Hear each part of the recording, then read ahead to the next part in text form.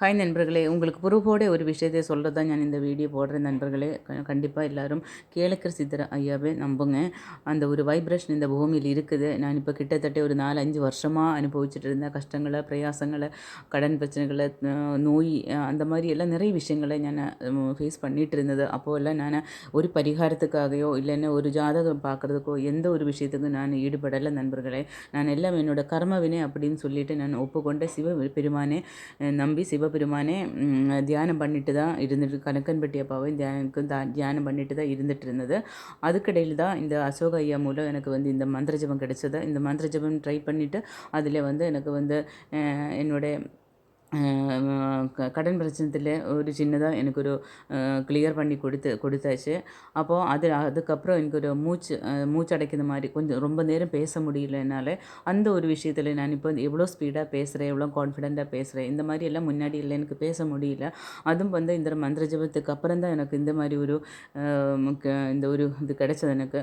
அப்புறம் வந்து இது மூணாவதாக என்னோடய தோள்பட்ட வலியை சரி பண்ணி கொடுத்துட்டு இந்த ஒரு 4 நாள் முன்னாடி எனக்கு ரொம்ப தாங்க முடியாத ஒரு வலியாக இருந்தது இந்த தோள்பட்ட வலி.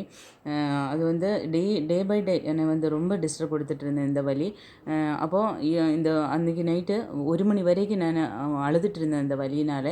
கிச்சனில் வந்து காஃபி போட்டு குடிக்கிறதுக்காக வந்து உட்காந்து எனக்கு கிச்சனில் வந்து என்னை நான் உட்காந்துட்டு இருக்கும்போது என்னை உடம்பில் வந்து ஒட்டிச்சு இந்த பட்டர்ஃப்ளை. எங்கேருந்து வந்தது எப்படி வந்ததுன்னு தெரியல.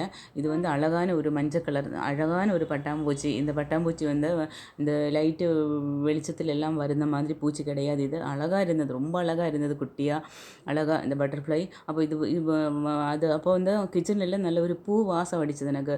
எந்த பூ அப்படின்னு எல்லாம் தெரியல, ஆனால் நல்ல ஒரு வாசம் எனக்கு வந்து அனுபவப்பட்டுருச்சு. அப்போவே எனக்கு தெரியும் இது வந்து கிழக்கிறப்பா அப்படின்னு. அப்போவே நான் வீடியோ எடுக்க ஆரம்பிச்சிட்டேன். இது வந்து எந்த இதில் ரிசல்ட் அப்படின்னு தெரிஞ்சுட்டு உங்களுக்கு நான் வீடியோ போடலாம் அப்படின்னு தான் நினச்சேன். ஆனாலும் அது ரிசல்ட் வந்த பிறகு நான் நேற்று ஒரு வீடியோ போட்டிருந்தேன். அதை அந்த அளவுக்கு இல்லை யாரும் பார்க்கல. ஆனால் அதனால தான் இந்த ஷோர்ட்ஸ் போடுற நண்பர்களை கண்டிப்பாக நம்புங்க. உங்கள் வேண்டுதல்கள் எல்லாரோட வேண்டுதலும் கண்டிப்பாக அப்பா வந்து நிறைவேற்றி கொடுப்பாங்க. நன்றி, வணக்கம், வாழ்க வளமுடன். நம்பிக்கையோடு இருங்க, கான்ஃபிடெண்ட்டாக இருங்க, சாமி கும்பிட்டுட்டே இருங்க. அனைவரோட வேண்டுதலும் நடக்கும். நானும் சேர்ந்து உங்களுக்காக ப்ரேயர் பண்ணுறேன்.